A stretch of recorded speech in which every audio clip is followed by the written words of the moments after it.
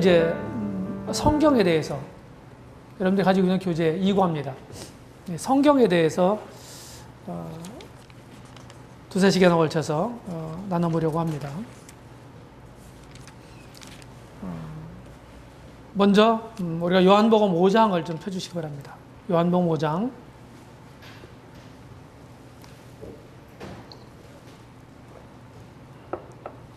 잘 알고 있는 말씀인데요. 5장 39절 보시면 39절 40절 보겠습니다. 너희가 성경에서 영생을 얻는 줄 생각하고 성경을 상고하거니와 이 성경이 곧 내게 대하여 증가하는 것이로다. 그러나 너희가 영생을 얻기 위하여 내게 오기를 원하지 아니하는도다. 우리 주님이 불신 유대인들에게 하시는 말씀입니다. 여기 39절에 보게 되면은 성경을 통해서 우리는 영생을 얻을 수 있다. 이렇게 말씀하세요. 영생. 이 영생이라고 하는 말은 말 그대로 끝이 없는, 다함이 없는 생명입니다. 이 영생은 다른 말로 하면은 하나님이 가지고 있는 생명이에요. 하나님은 죽으실 수가 없는 분이시죠? 그분은 영원하신 분이십니다. 그 살아계신 그분이, 그 하나님이 가지고 있는 생명이 바로 영생이라고 하는 것입니다. 그런데 그 영생은요, 영생은 바로 이 성경의 주인공인 예수 그리스도, 하나님의 아들 예수 그리스도를 통해서 얻을 수 있다. 여기 40절에 보게 되면 너희가 영생을 얻기 위해 내게 오기를 원치 않는다. 성경을 통해서 영생을 얻는 것이고 성경의 주인공은 예수 그리스도시고 그리고 믿지 않는 사람들은 바로 영생을 얻기 위해서 성경의 주인공인 예수님에게 나오지 않는다. 이렇게 우리 주님이 말씀하셨어요. 우리 두 구절을 통해서 성경에 대한 세 가지 사실을 알 수가 있어요. 하나는 성경을 통해서만 영생을 얻을 수 있다. 두 번째는 성경의 주인공은 예수 그리스도시다. 그리고 40절에서 우리가 볼 수 있는 건 그 예수 그리스도를 통해서만 영생을 얻을 수 있다 하는 사실을 확인할 수가 있습니다. 굉장히 중요하죠. 그래서 우리가 성경에 주목하지 않으면 하나님 뜻을 알 수가 없어요. 기독교 신앙의 근본적인 이 영생을 갖지 못하죠. 구원받을 수 없어요. 다른 말로 하면 거듭날 수가 없습니다. 죄사함을 받을 수도 없어요. 그것뿐만이 아니라 그것은 시작에 불과하고요. 그 이후로 믿음을 가진 후에도 성경에 주목하지 않으면 우리는 하나님의 뜻대로, 뜻 가운데 살아갈 수 없어요. 하나님의 뜻대로 살아가는 삶이 가장 행복한 삶입니다. 우리가 그걸 저버리죠. 믿음이라고 하는 것은 다른 말로 표현하면 순종입니다. 믿음은 곧 순종이에요. 그래서 믿음이라고 하는 것이 지적인 동의만을 의미하는 게 아닙니다. 지적으로 알고 있는 것만이 아니에요. 성경에서 말하고 있는 믿음은요, 진짜 믿음을 가진 사람들은요, 완전히 달라졌습니다. 변화됐어요. 온전히 그분께 순복하는 것입니다. 이것이 성경이 말하고 있는 믿음이에요. 오늘날 우리들이 생각하는, 우리들 가운데 있는 믿음이라고 하는 그런 생각하는, 우리가 이해하는 그런 믿음과 성경에서 말하고 있는 믿음은 다를 수 있어요. 거기에 우리 삶의 괴리가 있는 것입니다.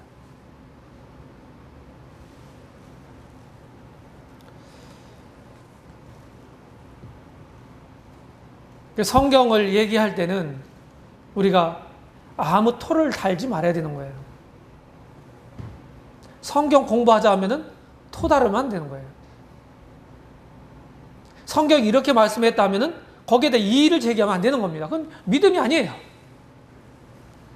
근데 우리들의 행태는 어떻습니까? 다분히 그런 요소들이 많이 있는 거예요. 그게 현대 그리스도인들의 문제입니다. 그래서 이 성경이 어떤 책인지를 잘 한번 우리가 고찰해 보도록 하겠습니다.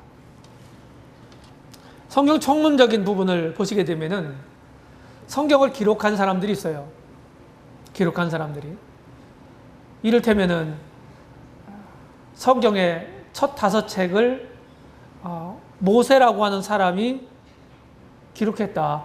이렇게 널리 알려져 있습니다. 출애굽의 영웅 모세. 그의 손에 의해서 소위 모세 오경이라고 일컫는 창세기, 출애굽기, 레위기, 민수기, 신명기 이 5권의 첫 책이 기록된 것입니다. 이 모세로부터 시작을 해서 성경의 마지막 책인 요한계시록을 기록한 사도 요한까지 정확한 수를 우리가 알 수가 없지만 대략 약 40여 명에 의해서 기록됐다. 왜 이렇게 표현하냐면은 성경을 기록한 어떤 성경은 기자를 분명하게 언급하고 있는 책들이 있죠. 그것이 많아요. 그런데 특별히 이제 구약 성경 같은 경우에는 여러 성경이 이제 저자, 이 기자를 분명하게 언급하고 있지 않은 이런 책들이 여러 책이 있습니다. 그래서 여러 가지 상황을 근거로 해서 뭐 이런 사람이 기록했을 거다. 이렇게 이제 보는 겁니다. 이를테면은 뭐 역대기 상하는 제사장이면서 선지자였던 에레미야가 기록했다. 이렇게 보는 겁니다. 왜냐하면 포로 귀환 후에 포로로 잡혀간 후에 기록한 거고 에레미야가 아니네요. 에스라로 보입니다. 에스라. 열왕기 상하가 그렇게 에레미야가 기록한 것으로 보입니다. 달라요. 에스라가 제사장이고 학사고 포로 귀환 후에 민족 정신을 바로 세우고 여호와 신앙에 대한 것을 바로 세우기 위해서 기록했다. 그래서 대단히 종교적이고 교훈적이고 제사장적인 그런 기록이 역대기예요. 반면에 열왕기는 왕적이고 사실 사실적이고 그런 것입니다. 그건 포로 전에 기록한 성경입니다. 내용이 많이 중첩되는 게 있지요. 그런데 포인트가 다르다는 거예요. 포인트가. 그래서 40여 명에 의해서 기록됐다. 저는 이제 어떤 책들을 보게 되면은 성경의 저자, 마태복음의 저자, 마태. 또 창세기의 저자, 모세. 이렇게 이제 기록하는 것을, 기술하는 것을 보게 되는데 저는 별로 달가워하지 않습니다. 그 표현을. 저자라고 하는 것은 어떤 사람에서 창안된 글을 자기가 창안해서 적는 것을 저자라고 그러거든요. 그런 저술한 사람. 근데 사실은 성경의 저자는 하나님이세요. 그렇죠? 그래서 하나님이 저자고 그것을 기록한 사람들은 기자라고 표현해야 마땅하다 하는 생각을 저는 가지고 있어요. 이 한 40여 명의 사람들 중에는 다양합니다. 그들의 신분이 다양해요. 이스라엘의 민족 지도자들도 있고요. 누가 있어요? 모세도 있고, 뭐 여호수아도 있고요. 사무엘도 있고요. 민족 지도자들. 그렇죠? 또 왕도 있어요. 다윗도 시편을 기록했고, 솔로몬이 뭐 잠언과 전도서, 아가서를 기록했다고 알려져 있죠? 왕도 있고요. 뭐 선지자들은 말할 것도 없고요. 선지자들. 여러 선지자들이 성경을 기록했습니다. 선지자 활동을, 선지자 역할을 했던 사람들이 기록으로 남기지 않은 사람들도 있어요. 다윗 시대 때 활동했던 나단 같은 선지자는 아주 훌륭한 선지자였지만은 그의 기록물이 남아있지 않습니다. 엘리야도 마찬가지죠. 그래서 선지자들이 기록한 건 대개 그 선지자들의 이름으로 선지서들은 남아 있습니다. 신약에도 보게 되면은 우리 주님의 사도들이 많이 기록했죠. 사도들. 근데 사도들 아닌 사람이 기록한 책이 몇 권이 있습니다. 그게 뭘까요? 사도 바울을 포함해서 13명의 사도들이 기록하지 않은 신약 성경은 어떤 책이 있을까요? 크게 얘기해 보세요. 네, 누가복음부터. 누가복음, 사도행전, 또 뭐가 있을까요? 야고보서가 있죠. 야고보서, 유다서. 야고보서하고 유다서는 사도가 아니라 우리 주님의 육신의 형제로 봅니다. 육신의 형제로. 사도는 아니었어요. 물론 초대 교회의 초기 기독교의 리더 역할을 한 분들이지만은 사도는 아니었습니다. 그렇죠? 예, 뭐 히브리서 같은 경우에는 확실하게 기자가 알려져 있지 않죠. 그 다음에 이제 성경은 언제부터 언제까지 기록했냐 이 말입니다. 모세가 대략 언제 사람이에요? 주전 1500년 경 사람이죠. 그렇게 대개 보죠. 네. 근데 정확하게 지금 연대가 이제 밝혀졌는데 정확하게 연대를 계산할 수가 있어요. 계산할 수가 있어요. 그것은 열왕기상 6장 1절에 그 근거를 가지고 있습니다. 거기에 보게 되면은 솔로몬 왕이 예루살렘에 이제 성전을 하나님을 위해서 성전을 건축하기 시작하는 때에 대해서 시기에 대해서 언급하고 있어요. 애굽에서 나온 지 480년 솔로몬 제4년 그렇죠? 솔로몬 제4년 뭐라고 되어 있어요? 15월이라고 되어 있나요? 2월 달에 건축을 시작합니다. 그런데 솔로몬 왕이 이 왕위에 즉위한 횟수가 역사적 사료에 의해서 밝혀졌는데 그게 BC 970년이라고 하는 것이에요. 그럼 계산이 가능하죠? 그렇게 해서 출애굽 연대를 주전 1446년으로 보는 겁니다. 1446년.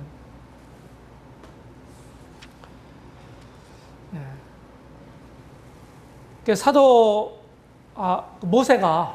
모세오경을 기록할 때 창세기를 맨 먼저 썼겠죠, 물론요. 그다음에 출애굽기, 레위기까지 아마 그 애굽에서 나와서 시내 광야에서 율법을 받고 그리고 뭐 제사장 제도 같은 걸 정비하고 성막을 짓고 한 1년여 동안 그렇게 하지 않습니까? 막 그 시기에 기록했을 거라고 보는 겁니다. 그리고 이제 민수기는 광야 40년의 여정을 전부 이제 다 기록해 놓은 책이잖아요. 그리고 신명기서는 분명하게 광야 40년 여정을 끝내고 그 요단 동편 모압 평지에서 출애굽 제2세대 사람들에게 재차 율법을 재선포한 그런 말씀이기 때문에 40년이 지난 다음에 기록했다고 보는 겁니다. 약 40년이 지난 다음에. 그래서 모세오경이라 할지라도 기록 연대가 이렇게 다르다. 이런 것을 마음에 두시면 좋겠습니다. 그 다음에 이제 신약성경은 1세기 중반부터 기록이 시작됩니다. 우리 주님이 이제 공생애를 시작하실 때 누가복음에 보게 되면은 4장에 보게 되면은 약 30세쯤 되시니라 이렇게 되어 있거든요. 30세쯤 되시니라. 그러니까 딱 30이 됐다. 이렇게 이제 뭐 정확하게 말하고 있지 않지만은 30세쯤 됐다는 거예요. 그럼 대략 우리가 그냥 그것을 액면 그대로 받아들여서 약 30세에 30세가 시작되던 해에 공생애를 시작했고 공생애 한 3년 반, 한 33세에 30세, 31세, 2세, 3세 3년 반 정도 33세에 십자가에서 죽으셨다. 이렇게 봐서 지금 우리가 사용하고 있는 이 그레고리력이 약 4년, 적어도 4년 정도의 오차가 있다고 하는 사실을 이미 밝혀졌어요. 그래서 우리 주님이 십자가에 죽으시고 부활하시고 승천하신 해, 그리고 열흘 후에 오순절날 성령이 강림하셔서 교회가 시작됐죠. 그 해를 주후 30년으로 잡는 것입니다. 그래서 뭐 정확한 연대다 이렇게 말할 수는 없지만 대개 그렇게 잡고 있어요. 그렇게 해서 이제 교회가 시작된 후에 한 20여 년이 흐른 다음에 성경이 이제 기록되기 시작하는 것입니다. 그래서 이제 학자들마다 조금 이제 뭐 의견이 다를 수 있는데 신약 성경이 가장 먼저 기록한 책이 이제 마가복음이라고 이제 봅니다. 마가복음. 그래서 마가복음이 아주 간략한 복음서잖아요. 나머지 세 복음서보다. 그래서 그것이 다른 복음서를 기록하는데 상당히 이제 참고 역할을 했을 거다. 이제 그렇게 봅니다. 마가도 사도가 아니네요. 마가도. 그렇죠? 네, 마가도 있네요. 그리고 이제 신약 성경의 거의 절반 정도를 쓴 27권 중에서 13권이 정확하게 사도 바울이 쓴 것으로 이제 나와 있죠. 사도 바울, 이 사도 바울이 이제 13권의 책을 기록했는데 50년대 중반부터 순교당하기 직전까지 67년경까지 성경을 13권을 기록했습니다. 바울 서신이라고 하는 그런 13권의 책을 기록했죠. 그리고 이제 요한계시록은 반모섬의 사도 요한이 이제 유배된 상태에서 주님이 계시해 주셔서 그걸 기록했는데 그때를 학자들은 주후 96년 정도를 봅니다. 96년. 1세기 말이죠. 이것이 이제 성경의 연대예요. 그래서 대략으로 따지면은 구약 주전 1500년경부터 주후 100년경까지 창세부터 계시록까지의 시간적인 시차가 한 1600년 정도로 보는 겁니다. 그래서 1600년. 1600여 년 동안 약 40여 명에 의해서 66권의 성경이 기록됐다. 이제 이렇게 대략 우리가 표현할 수가 있습니다. 그 다음에 이제 성경의 분류를 보게 되면은 우리가 지금 이제 뭐 크게 나누면 구약과 신약으로 나누죠. 그렇죠? 그 나누는 기준은 뭔지 알죠? 구약은 우리 주님이 이 땅에 오시기 전에 기록한 성경을 구약이라고 말합니다. 그리고 신약은 우리 주님이 오신 다음에 기록한 책을, 성경을 신약이라고 부르죠. 우리 주님이 이 땅에 탄생하시는 그 시기가 사실은 인류 역사의 분수령이 됩니다. 전환점이 돼요. 그래서 구약과 신약으로 나누고 우리가 사용하고 있는 지금 서기력, 그레고리력을 사람들이 이제 대개 그리스도 이전 주님 탄생한 그 해를 기점으로 해서 그렇게 해서 주전, 우리 믿는 사람들 주전이라고 그러고 영어로는 BC라고 부릅니다. Before Christ 이렇게 이제 부르는 거죠. 그 약자입니다. 그리고 주님 오신 다음에 그 이후를 우리 믿는 사람들은 추후라고 그래요.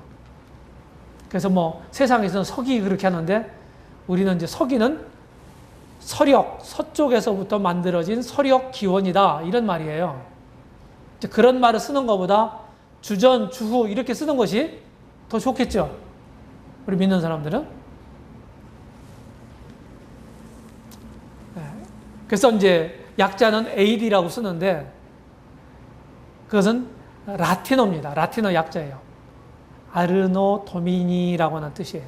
그래서 AD 이렇게 합니다. 주님의 해 그런 뜻입니다. 이렇게 이제 크게 두 부분으로 나누고요. 그럼 이제 구약 성경은 대략 한 4가지 정도로 또 구분을 합니다.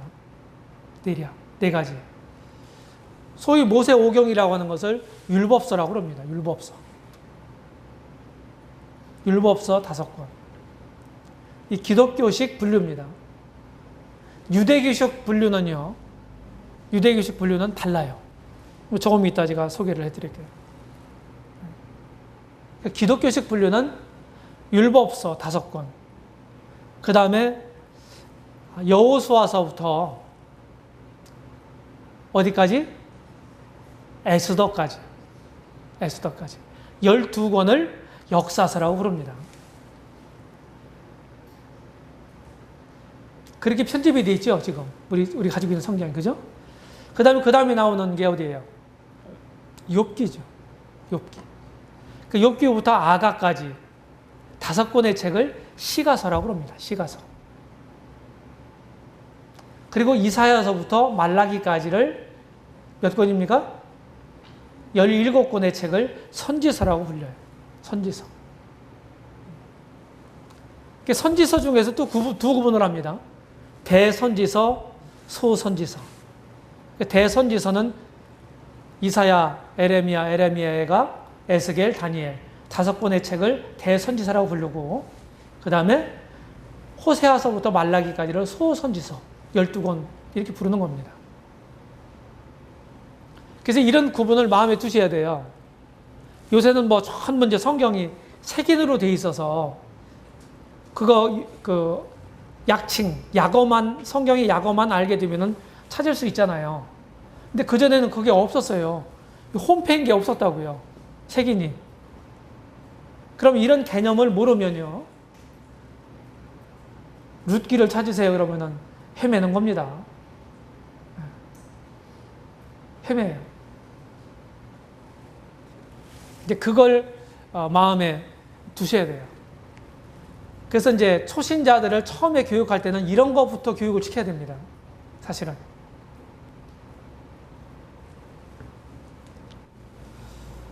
유대인들은 신약 성경을 인정해야 하네요. 인정하지 않죠? 인정하지 않아요.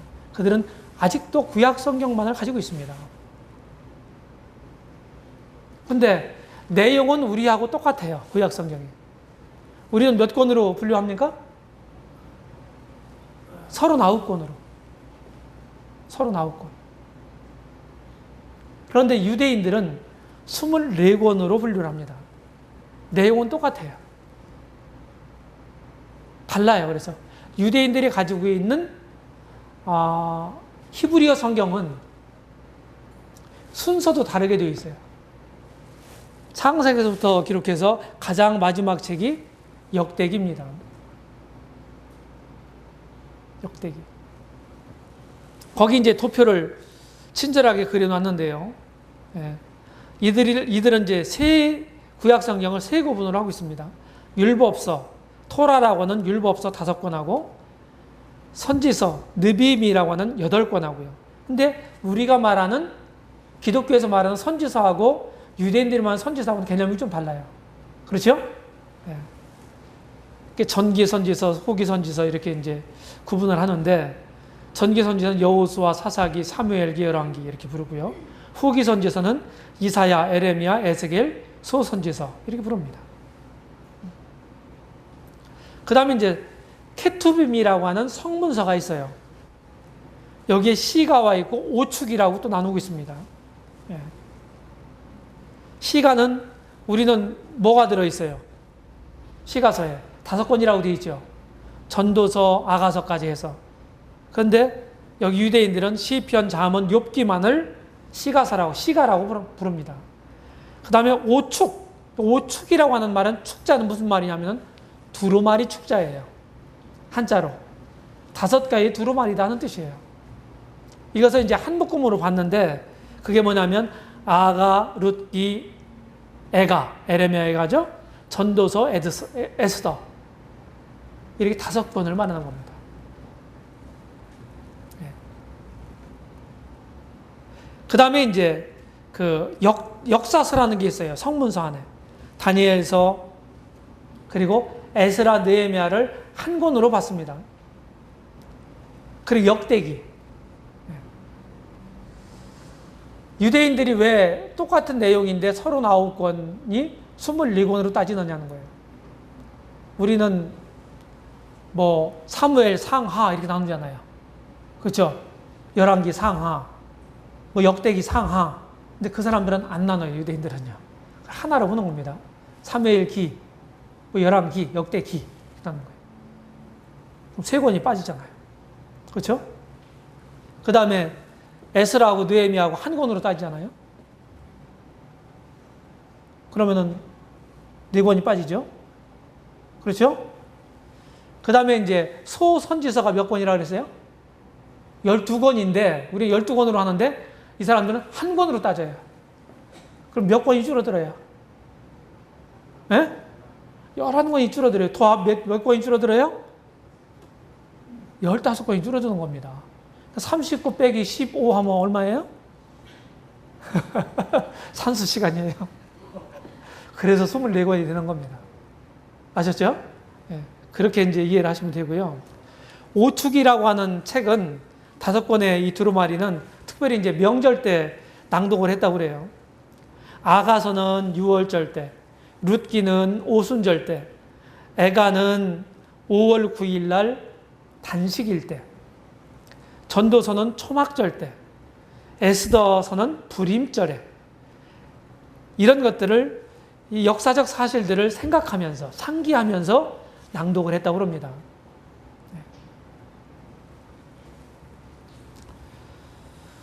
그 다음에 이제 신약 성경은 27권으로 되어 있죠. 27권. 27권.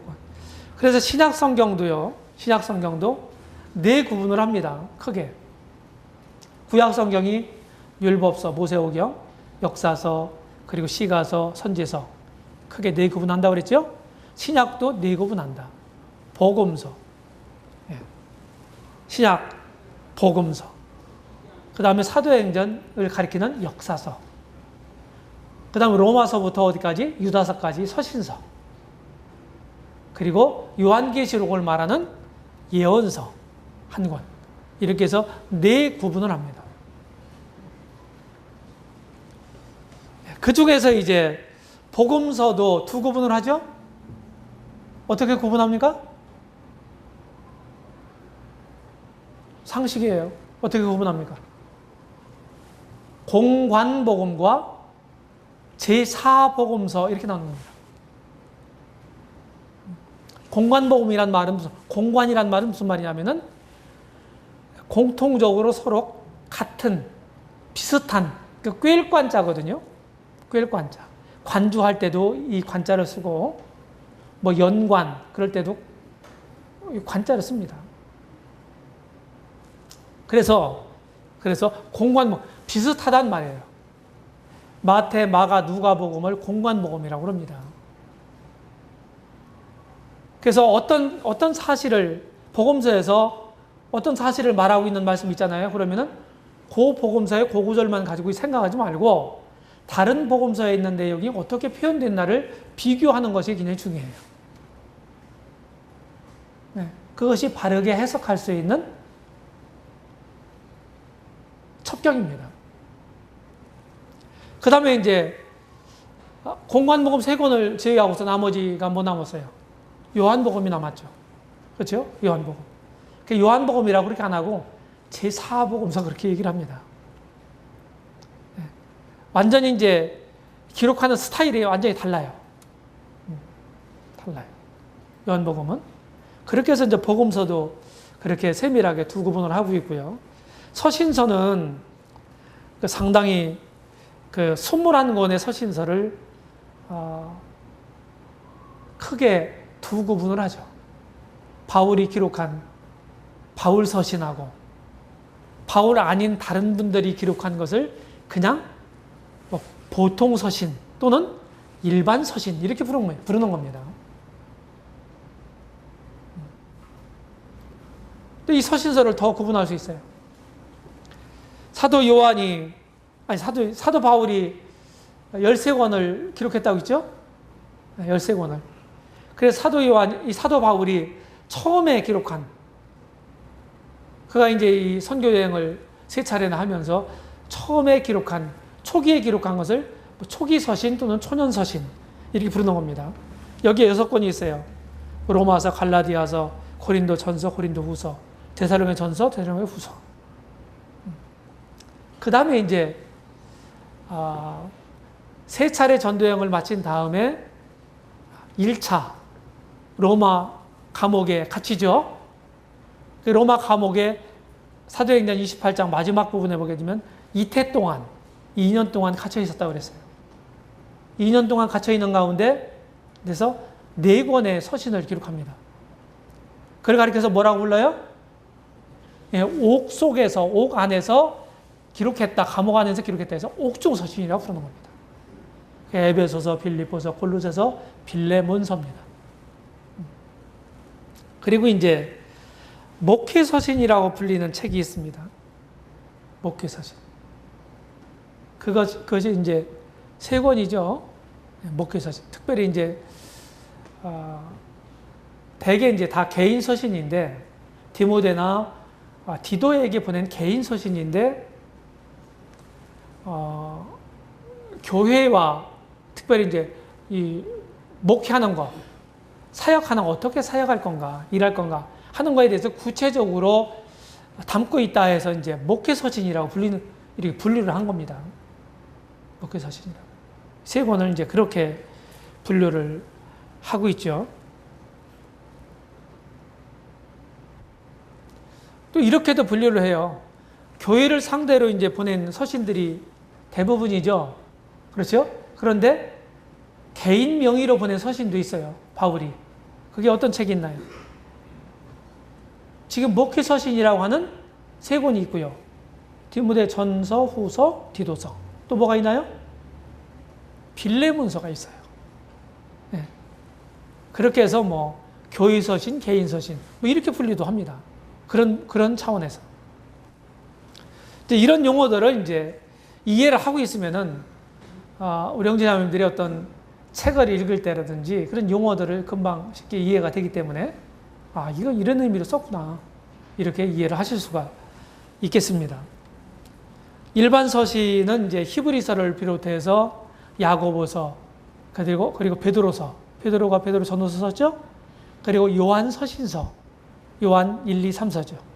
그다음 유다서 이렇게 8권이 되겠습니다. 그 다음에 이제 성경에 이제 장절 구분이 되어 있지 않습니까? 그렇죠? 장절 구분.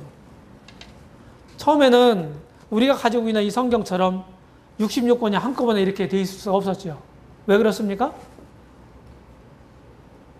인쇄소리 없었죠. 전부 손으로 썼어요. 처음에는. 그걸 보고 좀 어려운 말로 필사라고 그럽니다. 필사. 손으로 썼다 이거예요. 고대 사본들은요, 대개 다 뭡니까? 전부 필사본이에요. 성경 원문은 남아있지 않고요. 손으로 다 썼단 말이에요. 그 나중에 이제 금속 활자가 발명이 되면서 대량으로 성경을 손쉽게 인쇄하게 됐죠. 그렇죠? 그러면서 이렇게 전부 있는 사본들을 모아서 잘 편집을 해서 한 권으로 합본으로 한 겁니다. 합본. 사본은 전부 두루마리 형태로 돼 있었죠. 만약에 이제 장과 절이 구분이 안 되어 있다고 한다면 우리 형제자매들은 어떻겠습니까? 아마 애로사항이 많을 것 같아요. 그렇죠? 그전에는 대개요, 모든 사람들의 손에 성경이 들려있지 못했습니다. 성경이 귀했잖아요. 그러니까 강단에서 그냥 설교자가 찾아가지고 무슨 책 어디 읽겠습니다. 뭐 율법서, 토라, 이 창세기 읽겠습니다. 이렇게 하고서 임의적으로 낭독을 하고 뭐 말씀을 전하고 그렇게 했죠. 근데 지금은 이제 모든 사람들의 손에 성경이 들려있단 말이에요. 근데 같이 읽기도 하고 같이 확인도 하고 그러지 않습니까? 근데 장절이 구분이 안 돼 있으면 어떻게 되겠어요?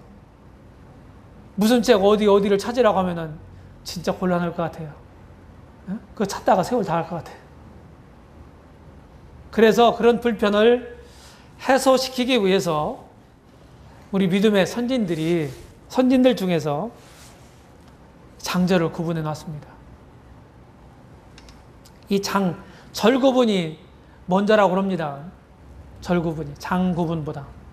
절 구분은요, 최초의 절 구분은 바벨론 포로에서 귀환한 에스라가 2차 귀환자로 인솔해서 한 1700여 명을 이끌고 귀환했지 않습니까? 에스라가.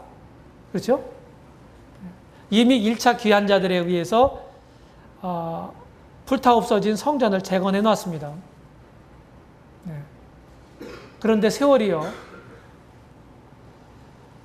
30-40년이 흘렀습니다. 그런데도 이제 성전 세워놨어도 뭐 마땅한 제사장이나 이런 사람들, 이런 규례들을 잘 모르기 때문에 이게 잘 규모가 안 갖춰 있는 거예요. 그래서 하나님이 이방 땅에서 포로 생활할 때 바벨론 땅에서 에스라라고 하는 출중한 제사장, 레위 제사장 가문에서 태어난 에스라라고 하는 출중한 이 학사를 준비시킨 겁니다. 에스라는 아마도 솔로몬 성전을 보지 못했을 겁니다. 이방 땅에서 태어나서 하나님이 그 이방 땅에서 가르치고 훈련시킨 사람이에요. 에스라가 이제 돌아왔습니다. 그는 영적으로 부흥시키기 위해서 그런 목적, 그런 사명을 가지고 예루살렘에 돌아온 거예요. 그래서 모든 이런 율법들을 두루마리들 다 모아가지고 그런 것은 이제 편집 작업에 들어갑니다. 에스라 혼자 한 건 아니죠. 에스라를 도왔던 많은 동역자들이 있었어요.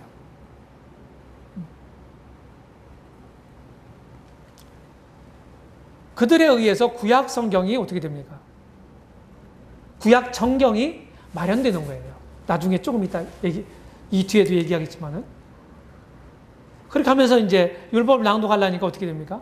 어떤 부호를 찍었다고 합니다. 절 구분을 하기 위해서. 그게 최초의 절 구분이다. 이렇게 보는 겁니다. 근데 오늘날과 같은 우리가 가지고 있는 장절 구분은요, 장 구분은 1228년, 주후죠, 물론. 1228년 캐톨릭 시대 때에 캔터베리의 제주기호 스데반 랑톤이라는 사람이 지금 우리가 가지고 있는 똑같이 1189개장으로 나눈 겁니다. 구약 929장, 신약 260장. 이렇게 나눈 거예요. 장만 나눠도 상당히 수월하겠죠? 찾기가. 마태복음 24장을 펴세요. 그럼 표면은 대략 이제 뭐 나오지 않습니까? 그럼 한 뭐 중간 정도 좀 보세요. 뭐 이렇게 할 수도 있겠죠. 그 후에 조금 더 후에 절 구분을 또 합니다. 절 구분.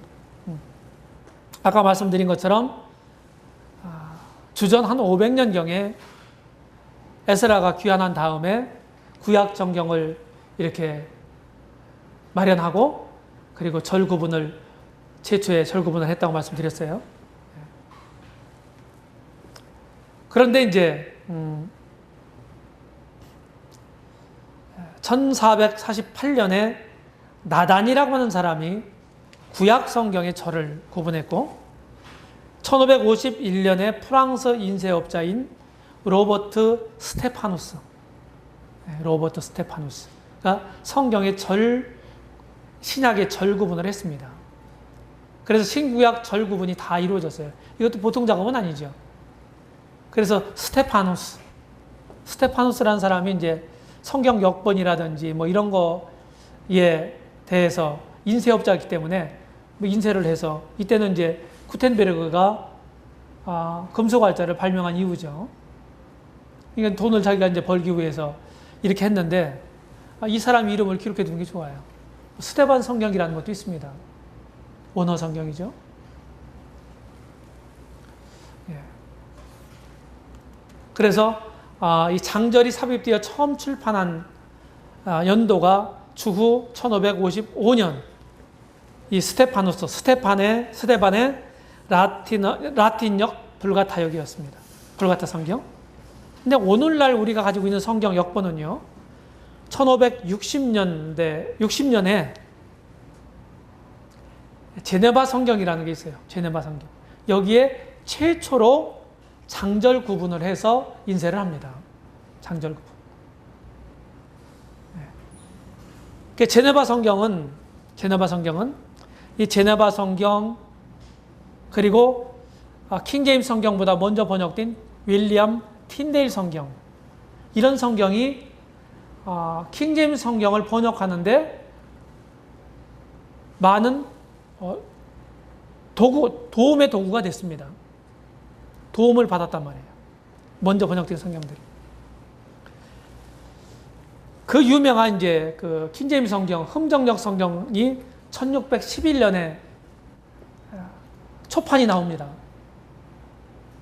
이 성경에 장절 구분을 해서 인쇄를 하게 된 거죠. 이렇게 해서 우리가 이제 손쉽게 성경을 잘 이용할 수가 있도록 만들었고, 우리가 지금 누리고 있는 모든 것들이요, 하나도 빠짐없이 다 믿음의 우리 선배들에게 빚을 지고 있는 겁니다.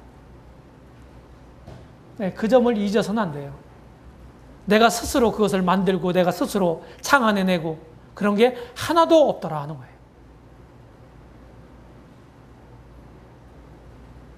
그래서 믿음의 선배들에 대해서 우리가 고마운 마음을 잊어서는 안 되는 것입니다.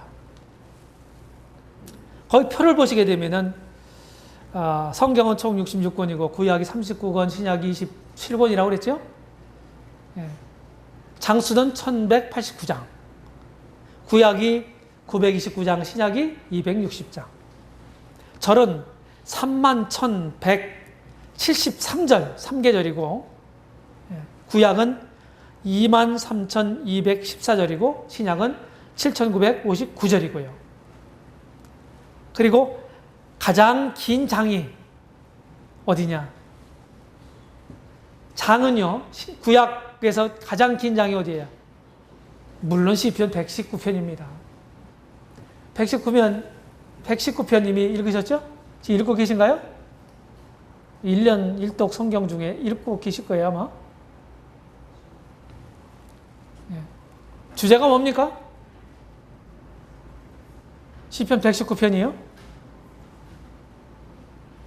하나님 말씀이라고 하면 부족해요.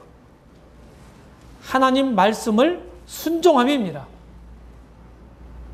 그게 주제예요.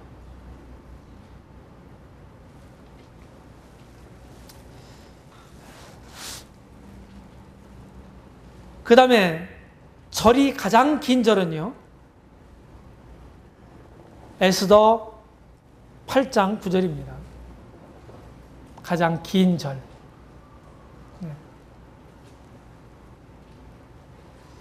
제가 숙제 좀 한번 질문을 해보겠습니다. 갑자기 생각이 나서 그런데 성경에 약어가 있죠. 약어. 그렇죠? 사무엘 상을 뭐라고 표기합니까? 응? 삼상이라고 합니까? 왜 그렇게 해줬을까요? 왜 그렇게 만들었을까요? 사무엘 사자에다가 무의 미음을 갖다가 받침으로 쓴 겁니다. 무슨 일이 아세요? 왜 그렇게 했냐면은 사라고 표기되는 성경이 또 있기 때문에 그렇죠. 사가 뭡니까? 이사야서죠. 그 다음에 사로 시작하는 성경이 또 뭐가 있나요? 사도행전도 있고 사사기도 있고, 사도행전은 그냥 행이라고 표현했고, 사사기는 사라고 안 하고 옆에 있는 시옷을 또 빌어다가 삿이라고 한 겁니다. 이런 식으로 만들어서 이 원리가 이렇게 되어 있어요. 원리가. 여호수아 약자가 뭡니까? 어떤 사람들은 여라고 표현하는 분들이 있어요. 여라고. 수입니다. 수. 그렇죠? 그 다음에 에로 시작하는 성경이 뭐가 있나요? 에스라도 있고 에스더도 있어요. 그러니까 구분을 더해야죠. 에스더를 에라고 표현했고 에스라를 가운데 자 스라고 표현합니다. 또 스로 시작하는 구약 성경에 뭐가 있어요? 스바냐하고 스가랴. 스자로 에스라를 스로 표현하기로 정했으니까 그럼 뭐라고 표현해야 돼요?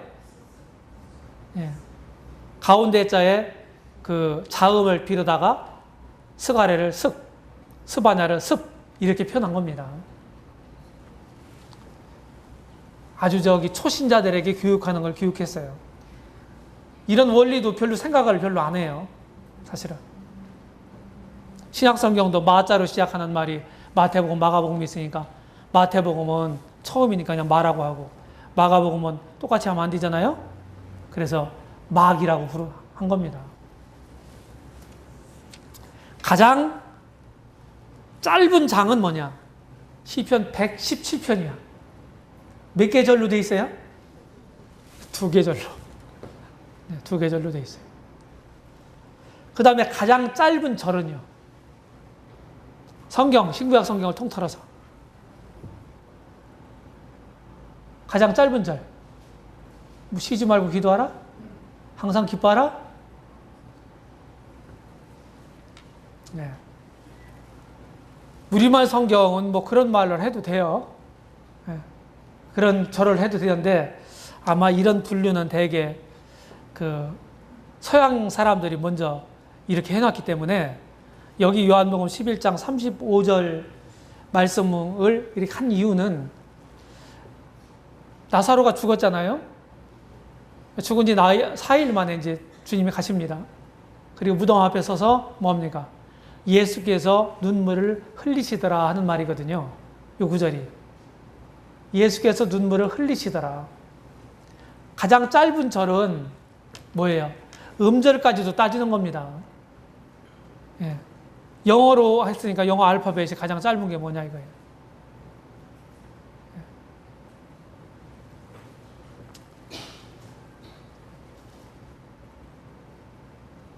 지저스 영어로는 위프트 이렇게 돼 있죠. 예?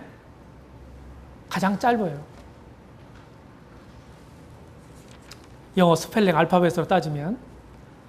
그 다음 성경의 문자를 보고 이제 이번 시간 마치겠습니다. 구약 성경은 대개 누구에게 쓰신 것입니까? 누구? 이스라엘 사람들에게. 그럼 이스라엘 사람들의 말이 뭡니까? 히브리요. 이스라엘 민족을 히브리 민족이라고 그러고요. 그들이 사용하는 말을 히브리어라고 그럽니다. 그래서 구약 성경은 다 히브리어로 기록됐어요. 거의 다. 그리고 일부 조금이 아람어로 기록됐습니다. 아람어는 요새 말로 시리아어입니다. 시리아어. 그렇게 기록했고요. 거기에 이제 아람어로 기록된 몇 부분이 나와 있죠? 예. 다니엘서 2장 4절부터 7장 28절까지, 그 다음에 에레미야 10장 11절, 스가랴서 4장 8절로 6장 18절, 그 다음에 스가랴서 7장 12절로 26절, 창세기 31장 47절. 네, 두 단어만 아람어로 기록됐다. 다 히브리어로 기록됐습니다. 그 다음에 이제 신약성경은요. 신약성경의 주전 3세기에 알렉산더 대왕이 세계를 제패하죠. 그리고 자기들의 문화, 자기들의 언어를 정복하는 곳곳마다 가서 다 심어 놓습니다. 그래서 신약 성경이 기록될 당시에는 세계 공용어가 뭐였어요? 헬라어였어요. 요새 말로 그리스어. 그래서 신약 성경은 교회를 상대로 해서, 믿지 않는 사람들을 상대로 해서 쓴 거기 때문에 대개 국제적으로 통용되는 헬라어 중에서도 고급 언어가 아니라 보통 서민들이 사용하는 언어로 기록했다고 하는 겁니다. 그래서 헬라어로 기록된 거예요. 이유가 여기에 있습니다. 많은 사람들에게 읽을 수 있는 언어로 기록한 거예요. 네. 오늘은 여기까지 하겠습니다. 기도하겠습니다.